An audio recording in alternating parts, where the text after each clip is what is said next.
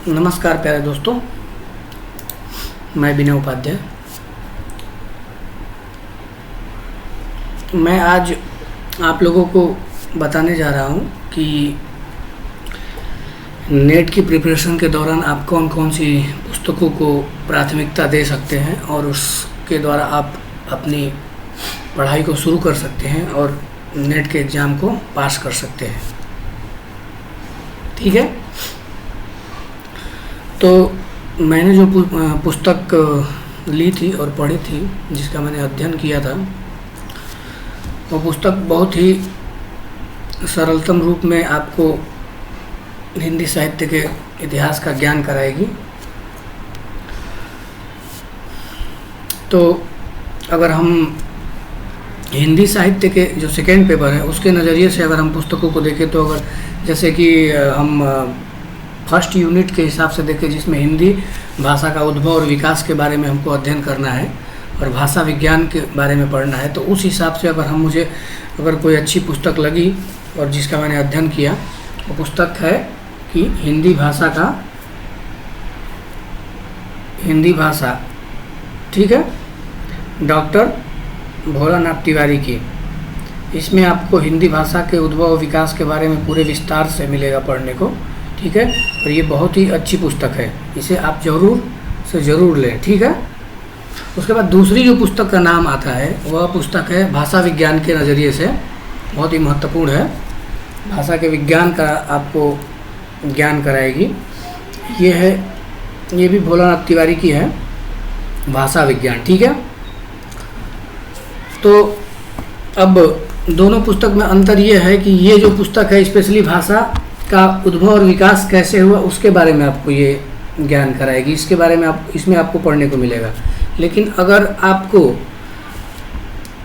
स्वरों का और व्यंजनों का उच्चारण कैसे करते हैं, ठीक है, उसके बारे में आपको जानना है, ध्वनियों का उच्चारण कैसे होता है, ध्वनि कैसे उत्पन्न होती है, किस माध्यम से उत्पन्न होती है, किन किन तत्वों और किन किन अवयवों के माध्यम से उत्पन्न होती है, अगर इसके बारे में जानना है, स्वनिम के बारे में जानना है, या फिर अर्थ तत्व संबंध तत्व के बारे में जानना है, रूप के बारे में जानना है, रूपिम के बारे में अगर आपको जानना है, और आपको वाक्य के बारे में, वाक्य कैसे बनते हैं, मतलब आप वाक्य की संरचना कैसी होती है, शब्द की संरचना कैसी होती है, अगर उसके बारे में आपको जानना है तो आपको ये पुस्तक अवश्य लेनी चाहिए। और ये बहुत ही अच्छी पुस्तक है और बहुत ही सरल तरीके से इसमें बताया गया है।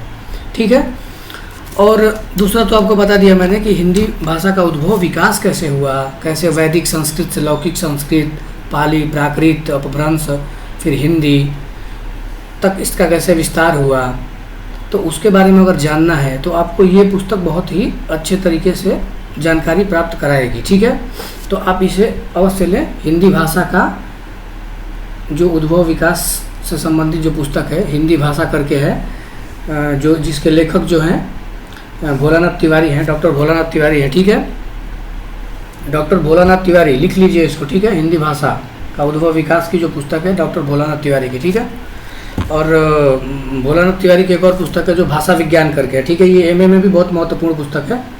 ठीक है, और ये पुस्तक मुझे मेरे गुरुजनों ने सुझाव दिया था कि आप ये पुस्तक को लीजिए और इससे पढ़िए, और ये भी पुस्तक उन्होंने ही सुझाव दिया था। ठीक है, उनके द्वारा ही सुझाव मिला था मुझे। और ठीक है, तो ये दोनों पुस्तक आप लीजिए। उसके बाद आते हैं हम काव्य शास्त्र पर, कि काव्य शास्त्र के लिए हम कौन सी पुस्तक लें, क्योंकि बहुत सारे बच्चे यह प्रश्न करते हैं कि काव्य शास्त्र के लिए कौन सी पुस्तक लें जिससे हम बहुत ही अच्छे तरीके से उसका अध्ययन करें और उसे समझ सकें, क्योंकि सबसे जो कठिन जो यूनिट है वो काव्य शास्त्र होता है। और काव्य शास्त्र में आपको भारतीय काव्य शास्त्र जो है सबसे कठिन लगता है, संस्कृत निष्ठ है इसलिए लगता है, और पाश्चात्य काव्य शास्त्र थोड़ा सा इससे सरल है, लेकिन हाँ चिंतन के स्तर पर वो भी बहुत कठिन है। तो उसके लिए आपको कौन सी पुस्तक लेनी है, तो सबसे अच्छी पुस्तक कौन सी है, पाश्चात्य काव्य शास्त्र के लिए और भारतीय काव्य शास्त्र के लिए भारतीय एवं पाश्चात्य काव्य शास्त्र करके। ये किसकी है, तो ये डॉक्टर विवेक शंकर की है। ठीक है, ये देखिए डॉक्टर विवेक शंकर की किताब है। ठीक है, ये डॉक्टर विवेक शंकर की पुस्तक है, बहुत ही अच्छी पुस्तक है, आप इसे नोट कर लीजिए कि भारतीय एवं पाश्चात्य काव्य शास्त्र डॉक्टर विवेक शंकर की। ठीक है, इसके जो लेखक है वो विवेक शंकर है। ठीक है। ये हो गई 3 पुस्तकें, इसमें आपको 2 यूनिट कंप्लीट हो गया, इससे आप 2 यूनिट कंप्लीट कर लेंगे, ठीक है। अब रही बात सबसे बड़ा यूनिट, जिसे हिंदी भाषा, जो हिंदी साहित्य का इतिहास, सबसे बड़ा यूनिट है हिंदी साहित्य का इतिहास। तो इसके लिए कौन सी पुस्तक लें? बहुत सारे बच्चे यह प्रश्न करते हैं और सोचते हैं, और हम भी सोचते थे। तो इसके लिए अगर सबसे अच्छी पुस्तक अगर है कोई, तो वह है सबसे सरल पुस्तक, तो वह है डॉक्टर नगेंद्र की हिंदी साहित्य का इतिहास, और दूसरा जो है बच्चन सिंह का हिंदी साहित्य का दूसरा इतिहास, ठीक है। हिंदी साहित्य का दूसरा इतिहास जो है डॉक्टर बच्चन सिंह का है, जो कि मैं पुस्तक आपको दिखा देता हूँ। दोनों पुस्तक बहुत ही अच्छी पुस्तक है। यह है बच्चन सिंह की हिंदी साहित्य का दूसरा इतिहास, ठीक है। और जो दूसरी पुस्तक है, इसको मैंने बहुत डिटेल में पढ़ा था, और हिंदी साहित्य का इतिहास, ठीक है, डॉक्टर नगेंद्र की किताब है।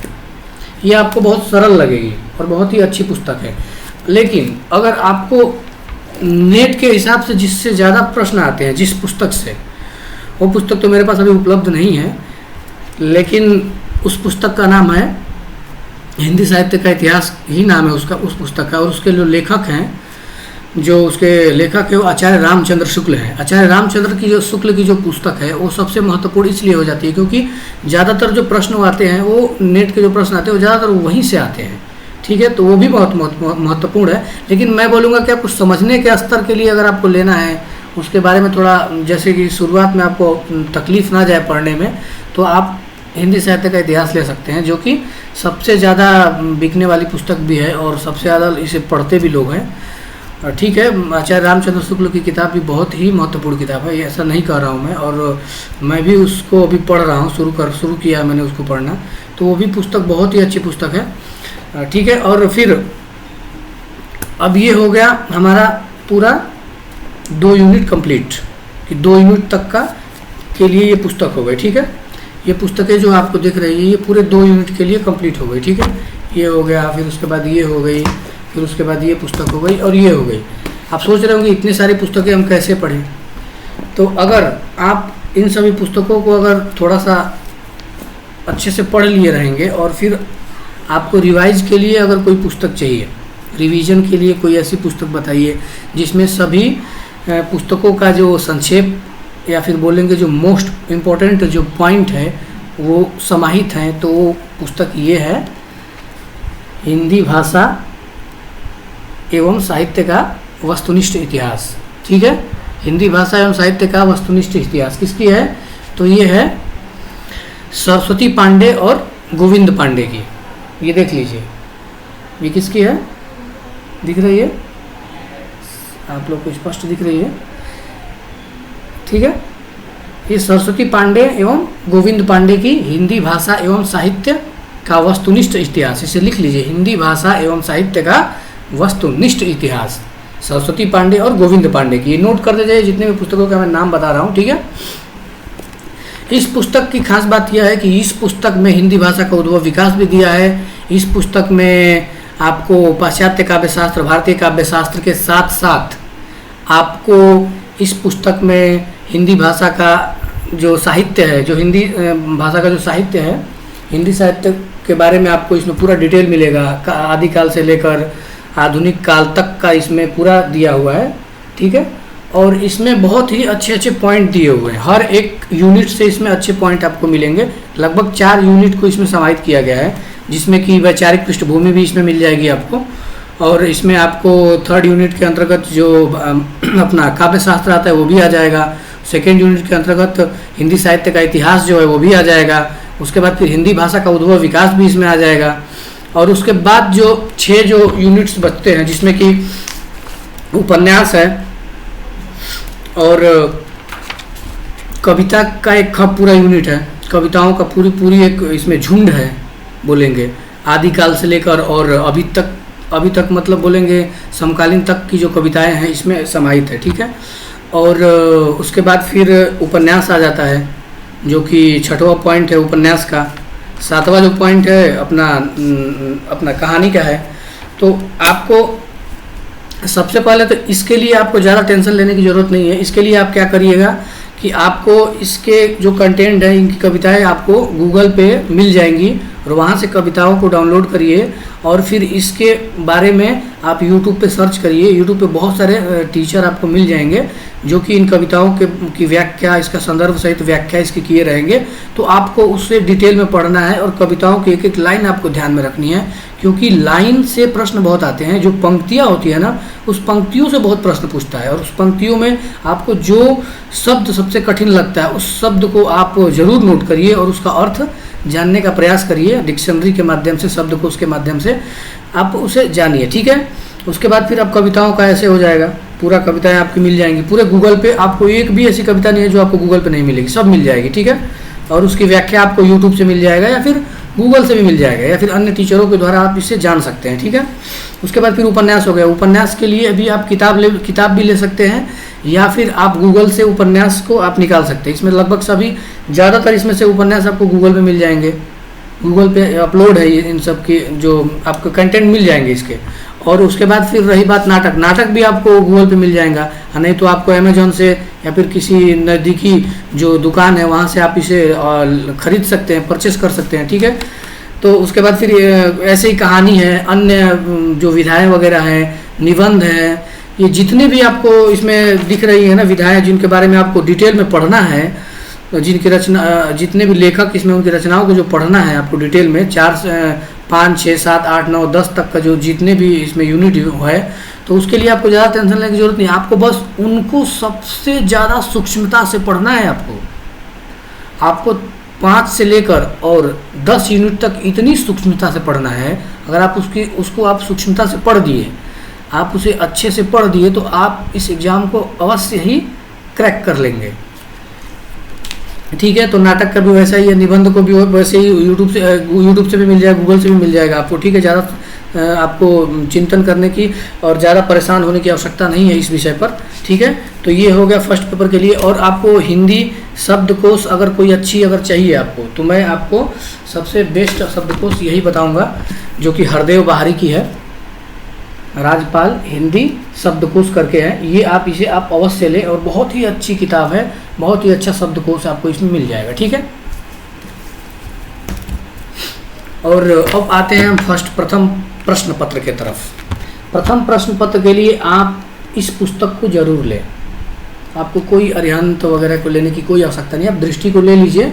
अब दृष्टि से आप पढ़िए और फिर साथ में आप मॉक टेस्ट दीजिए।